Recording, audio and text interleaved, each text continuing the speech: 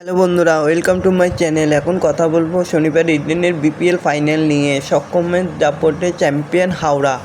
শনিবার ইডেনের বিপিএল ফাইনালে প্রায় 10,000 দর্শক হয়েছিল। লেজার শোয়ের মাধ্যমে দর্শকদের উত্তেজনাও দ্বিগুণ হয়ে যায়। প্রয়াত দিলীপ দোষীর স্মরণে একটি ভিডিও দেখানোর পরে ম্যাচ শুরু হয়ে যায় পুরুষদের ফাইনাল। তো বন্ধুরা, এরকমই সব খেলার খবর প্রতিনিয়ত জানতে হলে চ্যানেলটিকে অতি শীঘ্রই লাইক, কমেন্ট, সাবস্ক্রাইব করতে ভুলো না। আর বন্ধুদের মধ্যে প্রচুর পরিমাণে শেয়ার করে দাও, যাতে আমার 4,000 ঘন্টা ওয়াচ টাইম খুব শীঘ্রই পূর্ণ হয়ে যায়। চ্যানেলটিকে সাবস্ক্রাইব পূর্ণ করে দাও 1 মিলিয়ন, আর ভিডিওটাকেও ভাইরাল করে দাও। সেই ঘটনা শনিবার দেখা গেছিলো আগের মতো। ইডেন গার্ডেন্সে Bengal pro league T20 league হচ্ছিল, যেখানে পুরুষদের ফাইনালেও অ্যাডামাস হাওড়া ওরিয়েন্সের বিরুদ্ধে 151 রান তাড়া করতে নেমে শেষের দিকে মন্তর ব্যাট করছিল অগ্নিব পান। 23 বলে 18 রান করার পর তাকে ডেকে নেওয়া হয়, যদিও তাতে শেষ রক্ষা হয়নি। 141 8 স্কোরে আটকে গেল মুর্শিদাবাদ কিংস। বেঙ্গল T20 লিগে জিতে যায় হাওড়া।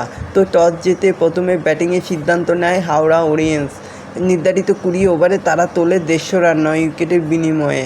সাকিব হাবিব গান্ধী 31 রান করে, সঙ্গে আদিত্য পুরোহিত 30 ও অরিন্দম ঘোষ 26 রান করে। মুর্শিদাবাদ কিংসের হয়ে ঋষভ চৌধুরী 19 রানে 2 উইকেট নেন। একটি করে উইকেট সক্ষম চৌধুরী, তৌফিক উদ্দিন মণ্ডল, বিকাশ সিং ও নিকেশ সিংহেরও।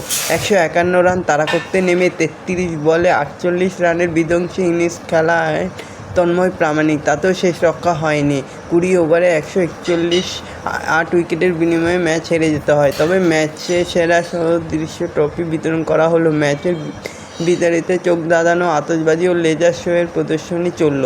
তবে তাল কাটলো আরও একটু বেশি হয়। এই ইডেনেই ইস্টবেঙ্গল বনাম ভবানীপুর লিগ ফাইনালে তুমুল বিতর্কের পর সিবিএর টুর্নামেন্টের কমিটিও বৈঠক করে জানিয়েছে, অভিযুক্ত আম্পায়ারদের কোনো টুর্নামেন্টের সেমিফাইনাল ফাইনালের মতো গুরুত্বপূর্ণ ম্যাচ করতে দেওয়া হবে না। যদিও বেঙ্গল প্রো T20 লিগের ফাইনাল করালেন সেই ম্যাচেরই অন্যতম 2 আম্পায়ার, তবে ম্যাচ জিতে যায় হাওড়া।